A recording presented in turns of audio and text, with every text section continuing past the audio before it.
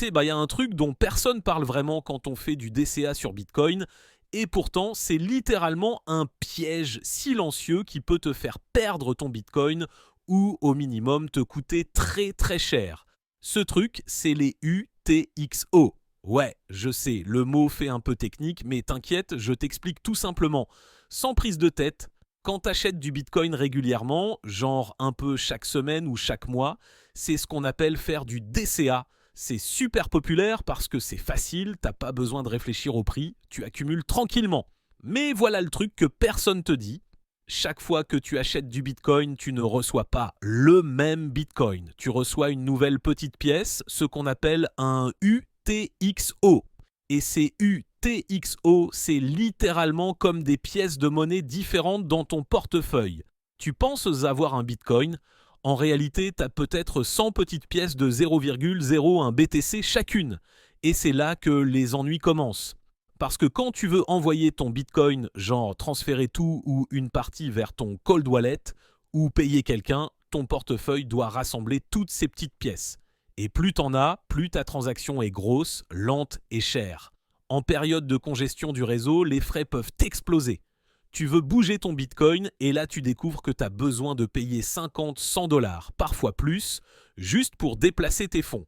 Et encore, ça c'est dans le meilleur des cas. Le vrai danger, il est ailleurs. Si tu laisses tes UTXO se mélanger n'importe comment ou que tu utilises toujours le même portefeuille pour tout, tu deviens traçable. Chaque UTXO garde une empreinte sur la blockchain. Si tu as reçu des bitcoins de plusieurs sources et que ton wallet les combine dans une seule transaction, tu viens de relier toutes tes identités entre elles. En clair, n'importe qui peut savoir combien t'as, d'où ça vient et à qui t'as envoyé. Et dans un monde où la vie privée vaut de l'or, ça c'est flippant. Et puis, imagine, tu fais une erreur, mauvaise adresse, portefeuille mal configuré ou plateforme douteuse. Ces petits UTXO, une fois envoyés, c'est fini. Personne ne peut te les rendre, il n'y a pas de service client Bitcoin. Un seul clic et tes fonds peuvent disparaître à jamais. Alors, comment tu fais pour éviter ça ? Déjà, reprends le contrôle. Arrête de tout laisser sur les plateformes d'échange. Utilise un portefeuille non custodial, c'est-à-dire un wallet où toi seul as les clés. Ensuite, apprends à consolider tes UTXO. Ça veut dire quoi ? Simplement, quand les frais du réseau sont bas, tu regroupes plusieurs de tes petites pièces en une seule transaction. Comme ça, quand tu voudras bouger ton Bitcoin plus tard, ce sera rapide, propre et pas cher. Et surtout, garde tes fonds sécurisés hors ligne sur un cold wallet, Ledger, Trésor ou même une clé sauvegardée à la main si tu sais ce que tu fais.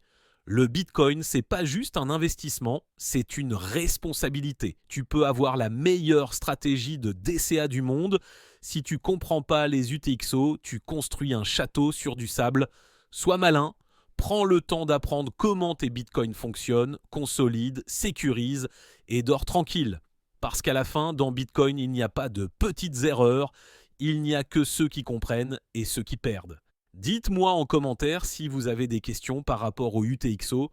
N'oubliez pas de vous abonner et lâcher un like. Merci, ciao, ciao.